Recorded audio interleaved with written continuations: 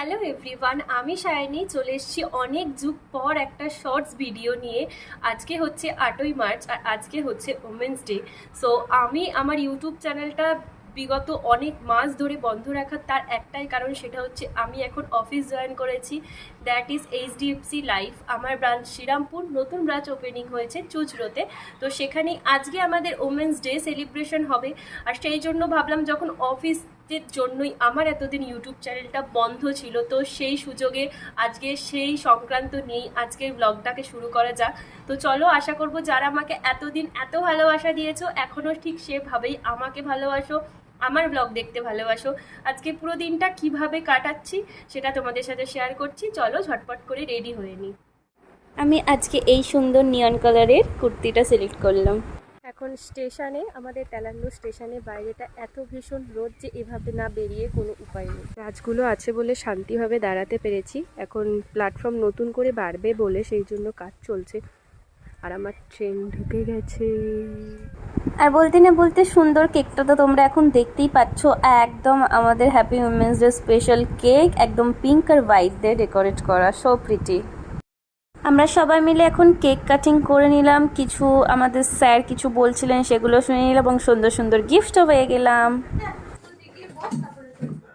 HDFC লাইফের আমাদের আজকে উইমেন্স ডে সেলিব্রেশন হচ্ছে।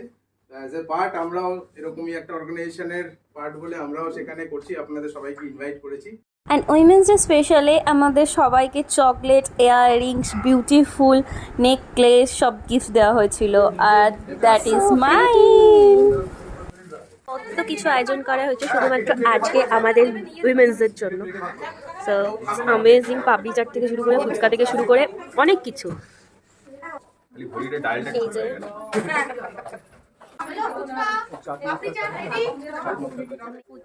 ফুচকার এখানে সব লাইন পড়েই গেছে।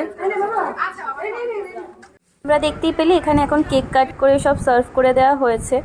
আর এখানে লজেন বেবি থেকে শুরু করে আমরা সবাই মিলে এখন ফুচকা খাওয়ার জন্য লাইন দিয়ে দিয়েছিলাম। আমার ফুচকার টেস্টটা সত্যি আমার বেশ ভালো লেগেছিলো, বাট অনেক লঙ্কা ছিল যেটার জন্য ঝালটাও ভালো হয়েছিল।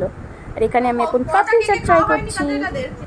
এখানে একটা দই চিকেন আছে, চিকেন কষা আছে, এখানে মিষ্টি আছে, এখানে আলুর দম আছে, পরোটা আসছে লোডিং, এটা পাপড়ি চাট কুশমিয়া দিয়ে সাজিয়ে নিয়েছে।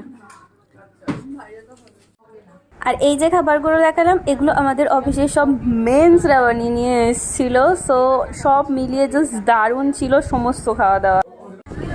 এক প্লেট খেয়ে অনেক কষ্টে বর্ধমান লোকালের এই ভিড় ট্রেন ঠেলতে ঠেলতে ফাইনালি আমি বাড়ি পৌঁছে গেছি। আজকের ব্লগটা ভালো লাগলে do like, comment, and subscribe.